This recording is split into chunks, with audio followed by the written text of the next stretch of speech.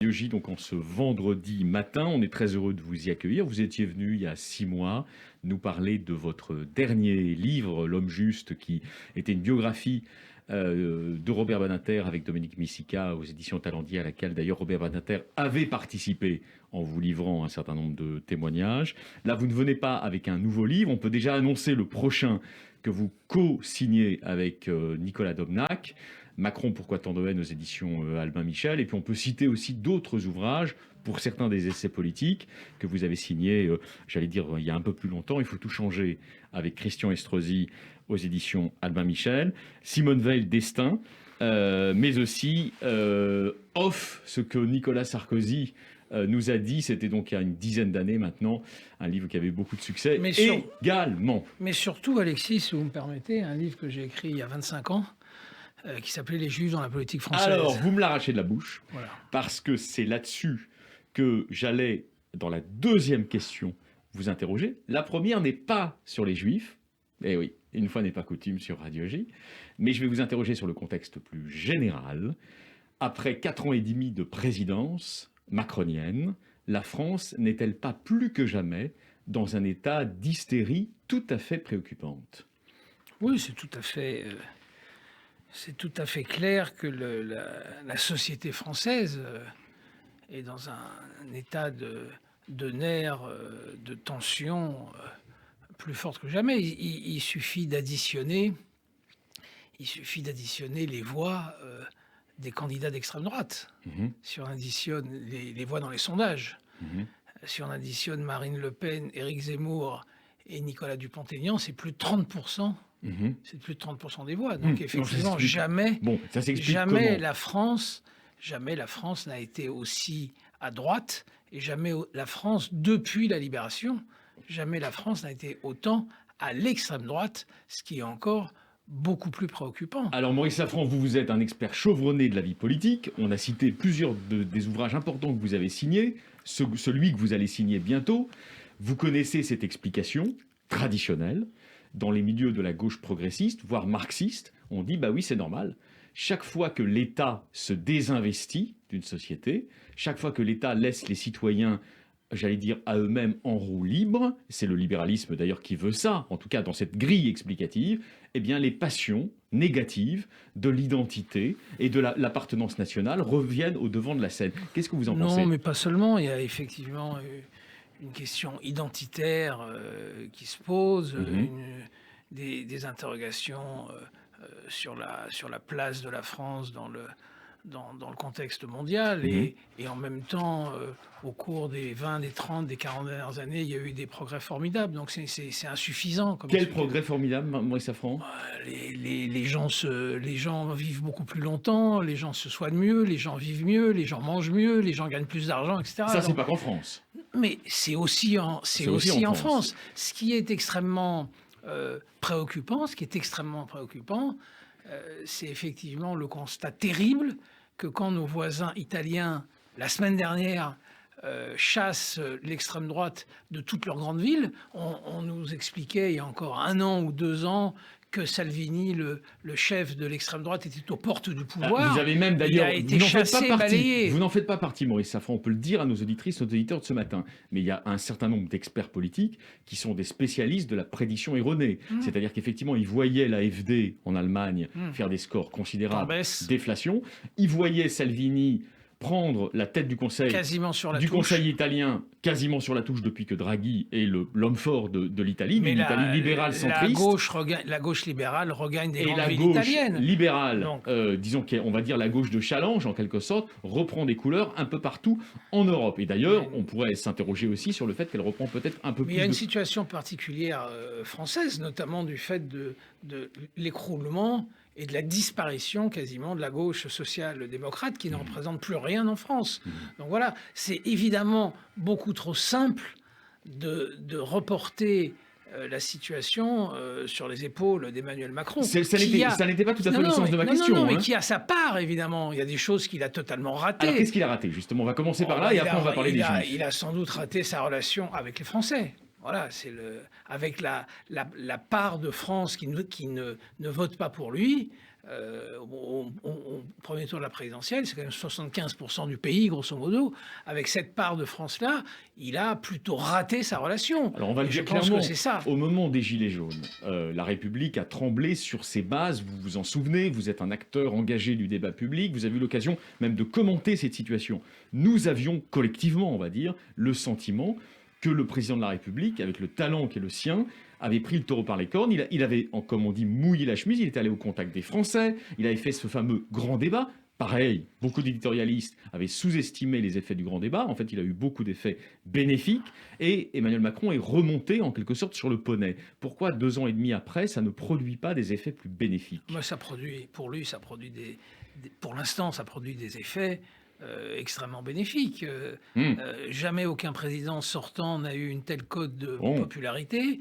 Il a 25% de l'électorat qui lui semble attaché jusqu'au bout. Donc c'est pour lui personnellement, ça ne va pas si mal que ça. Je précise ma question, Maurice Safran. La France n'a jamais été aussi, vous le disiez, au bord de la crise de nerfs. Elle n'a jamais été aussi non plus polarisée, j'allais dire, socialement et géographiquement. Qu'est-ce qui se passe ? Ce qui est inquiétant dans la situation française, c'est que parmi les 75% d'anti-macronistes ou parmi les 75% de Français qui ne voteront pas Macron, chez une part d'entre eux, il y a une violence absolument terrible contre le président de la République. C'est cette violence-là qui pose problème. Vous ne croyez pas que... Il y a eu la gifle, bien sûr, mais c'est une violence intellectuelle, c'est une violence politique. Et vous ne croyez pas que...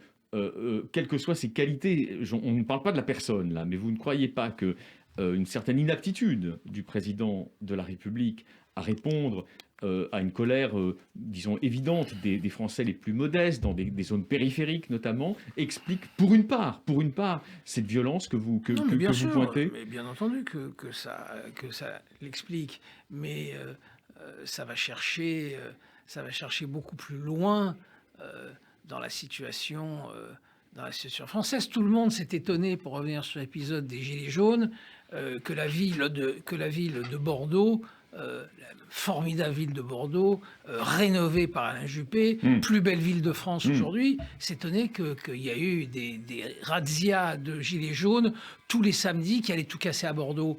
Mais c'est précisément parce que cette ville est devenue ça qu'ils sont venus faire la razzia, qu'ils ont dû quitter Bordeaux parce qu'ils ne peuvent plus y vivre. Donc effectivement, c'est la situation française.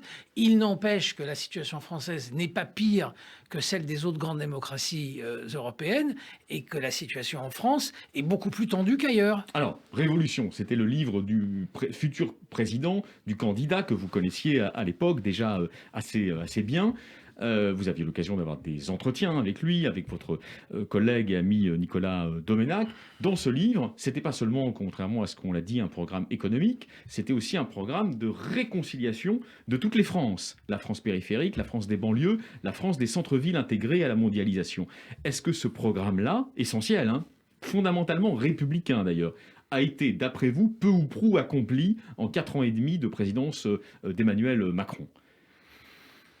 Oui, il y a eu des choses qui ont été réussies, il y a eu des choses qui ont été ratées. Je pense qu'effectivement, le problème principal, il n'est pas politique. Grosso modo, entre les candidats de la droite, Emmanuel Macron, Anne Hidalgo et Yannick Jadot, la politique à 60% ou à 70% sera la même. Ils font partie, tous ces gens-là font partie, peut-être même Jean-Luc Mélenchon d'ailleurs, tous ces gens-là font partie du cercle de la raison. Et ça se joue sur les marges, dans le fond. Ça se joue sur les marges. Peut-être même Jean-Luc Mélenchon. Peut-être même Jean-Luc Mélenchon, parce qu'il est capable de revenir dans le cercle de la raison. Vous avez évolué dans votre discours. Non, qu'il a quitté. Ouais. Il n'est plus aujourd'hui dans le cercle de la raison, alors qu'il l'a été pendant longtemps. Donc peut-être qu'il y reviendra, j'en sais rien. Mais voilà, donc c'est un champ politique, qui ne convient plus à plusieurs millions de personnes. Et effectivement, une des réponses sur le plan politique que donnent ces millions de Français, c'est l'extrême droite. Alors on va y venir justement, et restons encore sur le constat plus global. Vous êtes de ceux, on a travaillé ensemble, c'était des belles années d'ailleurs, dans le magazine Marianne, lorsque vous en étiez le président-directeur général, et vous étiez, très clairement, l'un des adversaires d'une thèse déjà à la mode, qui était la thèse du choc des civilisations. Je me souviens de conversations que nous avions eues sur les thèses de Huntington, notamment sur, entre guillemets, l'invasion mexicaine aux États-Unis, puisque c'était son obsession à Huntington à la fin de sa vie. Vous avez toujours contrebattu cette thèse, et vous l'avez contrebattue sur le terrain, bien sûr, de la France, en disant l'intégration, ça peut marcher. Pourquoi Ouais, non, mais attendez. Pourquoi aujourd'hui cette thèse paraît-elle habiter l'esprit de beaucoup de nos compatriotes? C'est une thèse qui reste mal posée, y compris par Zemmour, et on y reviendra. Bien sûr qu'il y a un combat sans pitié contre l'islam politique. Il n'y a absolument aucun doute là-dessus. L'islam politique, c'est le nouveau fascisme du XXIe siècle. Il est à combattre pied à pied. Maintenant, les 5, 6, 7 millions de Français musulmans, la question de leur intégration ou de leur assimilation, peu importe, ne se pose pas. Tout à fait. Ils sont Français, il faut les intégrer, il faut les assimiler. Je précise ma question.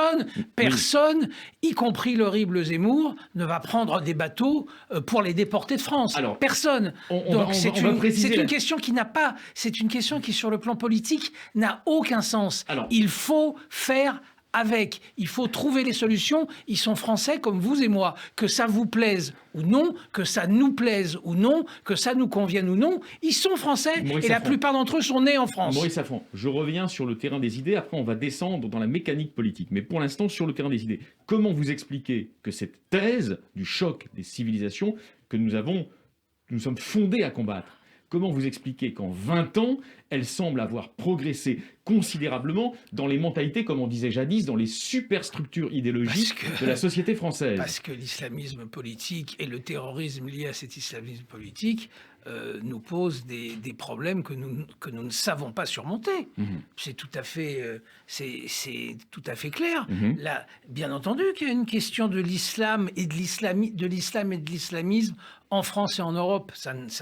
Bien entendu qu'il faut prendre cette réalité en compte. Le problème, c'est quelles sont les conclusions qu'on en tire. C'est ça la question aujourd'hui.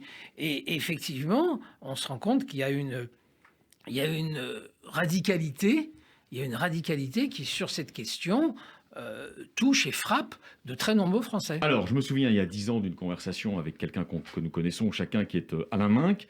En 2011, Alain Minc nous dit vous verrez, dans 10 ans, donc on y est, le Front National, devenu Rassemblement National, sera l'équivalent de ce qu'était la droite de Jean Francofini en Italie. Est-ce qu'il n'avait pas, au fond, raison avec son côté provocateur, Alain Minc? Oui, il a pour partie raison, parce que le Front National, sous la férule de Marine Le Pen, s'est rangé, c'est un peu peigné, c'est un peu lavé de tous ses péchés. Effectivement, aujourd'hui, est-ce que ça lui rend service? C'est une autre question. Mais aujourd'hui, le Rassemblement National, a trouvé plus raciste que lui, a trouvé plus antisémite que lui, a trouvé plus fascisant que lui. Et ils tiennent, en tout cas, par la voix des principaux responsables de ce parti, outre Marine Le Pen, on peut citer Louis Alliot, Jordan Bardella, etc. Ils tiennent un discours. Laissez-moi juste finir. Ils tiennent un discours en faveur de l'intégration de tous ceux qui veulent rejoindre la nation France. Le problème du Rassemblement National, c'est que contrairement à Fini en Italie, il n'a pas officiellement rompu avec son passé historique. Il a été créé, ce Front National, par des anciens collabos, par des tueurs de l'OAS qui ont voulu tuer De Gaulle à de multiples reprises, etc. Il n'y a pas eu il n'y a pas eu de rupture historique officielle.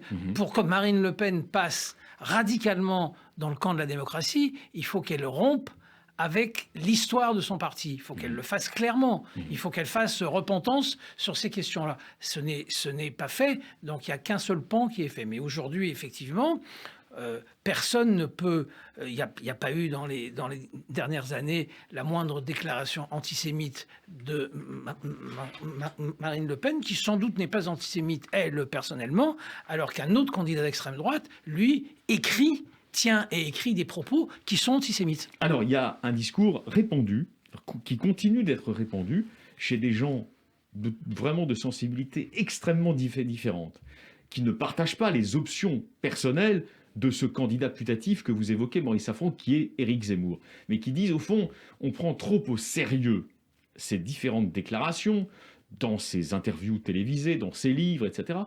En réalité, c'est d'abord un provocateur qui veut son quart d'heure warolien. Qu'est-ce que vous répondez à cet argument ? Non, mais moi, je réponds rien. C'est tellement, c'est tellement absurde. Je me fais l'écho de ce qu'on entend. Non, mais c'est tellement absurde que je ne réponds rien.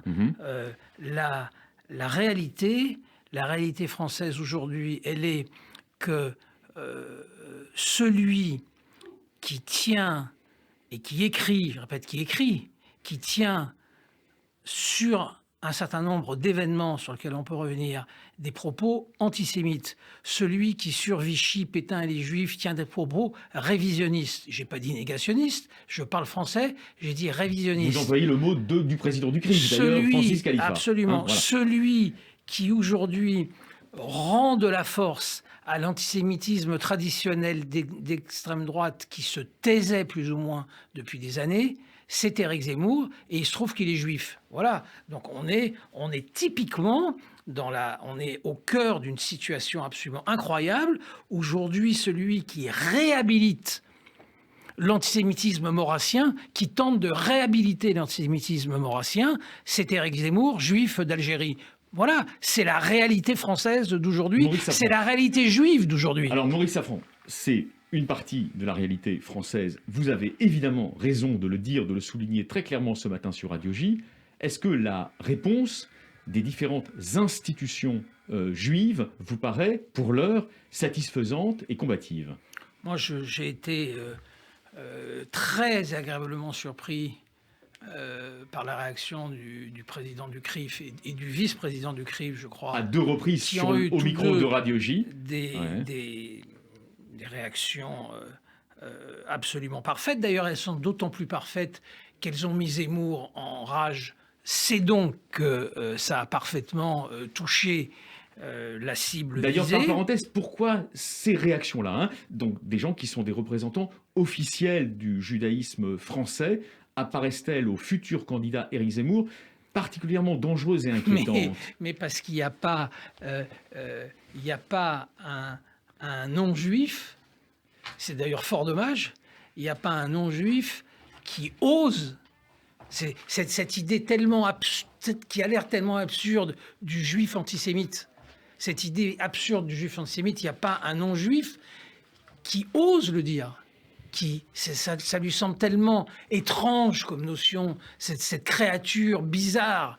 On peut relire pour nos auditeurs, on peut relire ce que Zemmour n'a pas dit dans un moment de colère, dans un meeting, dans un affrontement avec un horrible gauchiste, ce que Zemmour a écrit, c'est-à-dire dans son bureau, en toute responsabilité intellectuelle, sur les enfants Sandler, tué par Mohamed Merah d'une balle dans la tête. Il écrit la chose suivante. Il voulait bien vivre en France. Faire de la garbure ou autre chose. L'autre chose, c'est de l'argent. Faire de la garbure, c'est une soupe, la garbure. Faire de la garbure ou autre chose. Tout le monde comprend l'argent. Mais pour ce qui est de laisser leurs os, ils ne choisissaient surtout pas la France. Étrangers avant tout, et voulant le rester par-delà la mort. Mais c'est ignoble. Alors Maurice Safran, c'est purement ignoble. Vous connaissez comme moi l'histoire du nationalisme français, parce que vous avez une grande culture politique. Ce qu'on disait de quelqu'un qu'on n'a pas connu par définition, qui était Charles Maurras, c'est que c'était un pur logicien d'une froideur et d'une absence d'humanité totale. Est-ce qu'on retrouve quelque chose de ça ? Absolument. Oui. C'est Maurras, c'est Daudet, c'est Drummond, c'est cet antisémitisme-là. Moi, ce qui me glace les sangs, j'aurais pu à la limite trouver la moindre excuse à Éric Zemmour si ça avait été dit au détour dans la chaleur d'une confrontation, mais pas du tout. C'est écrit. C'est-à-dire, c'est réfléchi, c'est pensé, c'est inhumain, c'est proprement... Il faut bien savoir... Maurice, quel est l'objectif? C'est de dire que les Français juifs ne sont pas tous des bons patriotes? Mais c'est ça, étrangers avant tout, et voulant le rester par-delà la mort. Oui. Mais il n'y a pas besoin de faire de commentaires. Oui, c'est écrit, c'est dit. Et donc, c'est des mauvais Français. D'accord. Point. Monsieur Sandler, qui est reconnu pour tous ceux qui le connaissent, je ne le connais pas, il s'occupe de la communauté juive de Versailles. Tout le monde, tous les juifs de Versailles, tous les gens de Versailles et tous les responsables politiques de Versailles. Très bien. Oui, plus que ça, pour eux, c'est un saint. Il a choisi d'enterrer son fils et ses petits-enfants en Israël pour des raisons religieuses. Tout à fait. Et un salaud, parce que ça, c'est des phrases de salaud, et un salaud lui crache dessus comme ça et crache sur la mémoire de son fils et de ses petits-enfants. Et on me dit absolument partout que des Français juifs conscients pourraient voter Zemmour. Quelqu'un qui a écrit ça sur les Sandler. Mais c'est absolument incompréhensible. Alors les réponses justement que nous évoquions, Maurice Safran, celle notamment à 2 reprises au micro de Radio J cette dernière semaine de Francis Khalifa, sont-elles justement à la hauteur de ce qui est perçu comme un défi politique, à savoir la séduction que le discours d'Éric Zemmour serait en train d'exercer sur un certain nombre de nos compatriotes juifs? Je le répète, j'ai écouté ce que Francis Khalifa a dit sur Radio J, je crois, mais moi je n'ai pas un mot à retirer ou à ajouter à ce qu'il a dit. C'est absolument parfait. Il y a l'éditorial de Bernard-Henri Lévy qui sort demain dans Le Point. Bernard-Henri Lévy qui est un intellectuel qui est plutôt écouté depuis 30 ou 40 ans par la communauté juive de France et qui dit très bien que Zemmour est un fasciste. Le mot est utilisé dans le papier parce que ce sont des propos sur Pétain, sur les enfants Sandler, etc., sont des propos de type fasciste, antisémite et fasciste.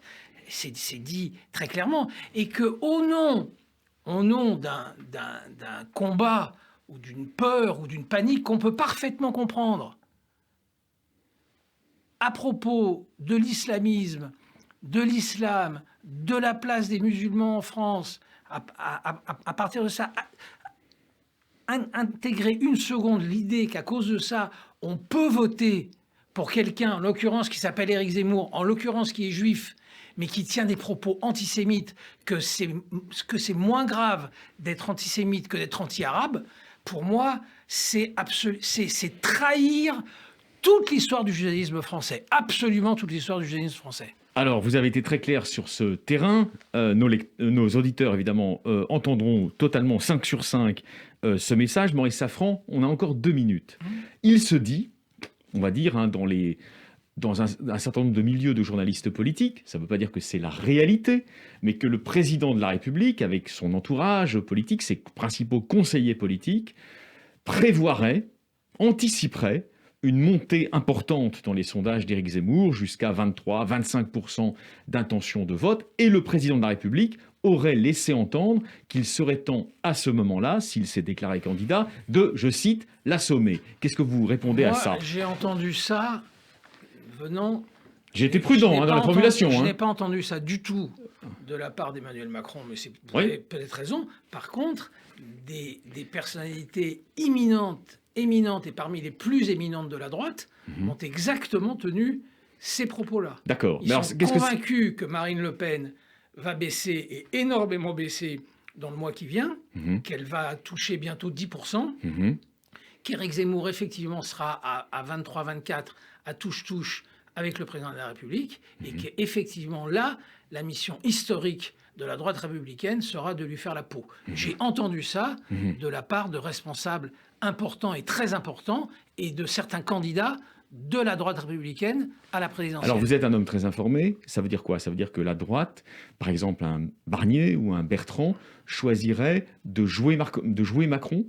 Non, ils vont jouer Barnier ou ils vont jouer Bertrand, oui, mais pour accéder, il va bien falloir qu'ils y aillent. Parce que pour accéder au second tour, il faudra battre Zemmour. Oui, et alors, donc on fait de la triangulation. Eh ben, il va falloir qu'ils y aillent. Ouais. Il va falloir qu'ils nous expliquent en quoi la droite républicaine n'a rien à voir avec un programme de type néofasciste. Et plus efficace sur le plan du régalien et du rétablissement de l'autorité de l'État. Ils sont Sûrement, obligés. sûrement. Merci Maurice Safran d'avoir fait un tour par Radio J. À très bientôt.